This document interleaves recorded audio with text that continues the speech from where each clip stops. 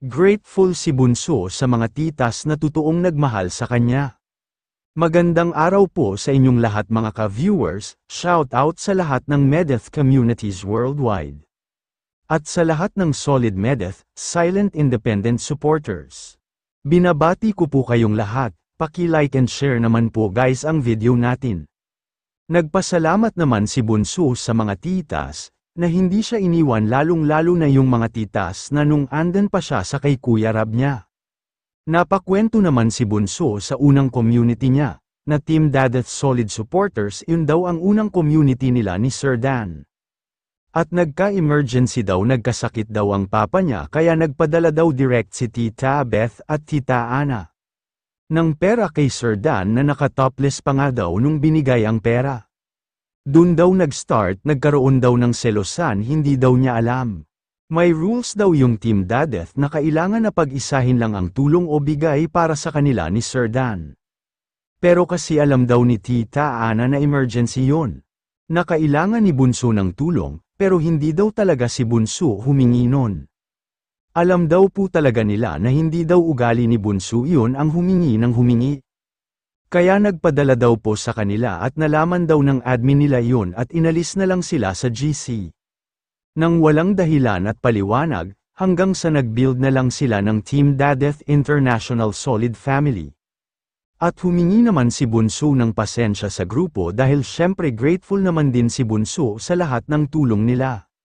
Pinopromote naman niya ang community niya, at yung iba naman ay nagselos kung bakit dahil daw hindi sila nakabigay ng tulong kay Bunso. Ay parang hindi daw patas ang treatment, na paliwanag naman ni Bunso na patas naman lahat. Sina-shout out naman niya lahat at binabati, nagkaroon na ng selosan. Pinapili na si Bunso either international o solid, syempre wala naman pinili si Bunso. Kaya giniba daw nila ang Team Dadeth Solid, si Sir Dan ang nag-comfort daw kay Bunso na sabi normal lang daw yan sa may mga grupo. Tapos yun may nag-build naman ng pangatlo, Team Dadeth Global naman. Natuloy ang kwento ni Bunso na marami na daw talaga red flags doon especially sa pera. Nang ang receiver daw ay yung dating founder pa. Walang transparency sa pera kung sino ang nagbigay hinanapan na ng listahan. Kaya umalis sa grupo si Tita Edna, kaya pinakita naman ni Bunso yung mga sponsors na nagpadala ng pera. Para sa birthday ni Sir Dan noon at yung mga expenses. At pinadala sa Team Dadeth, hindi ka naman tatanggap ng responsibilidad as founder kung hindi mo kahiya at busy ka kasi nung naghanap na ng transparency lalo na sa pera ay wala na maibigay ang dating founder. Kaya humingi na ng pasensya si Bunso para magkaayos lang ang grupo.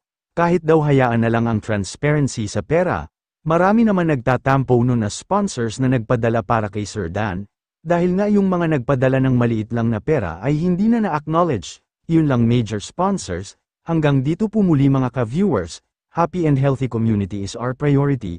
Maraming salamat po sa inyong lahat.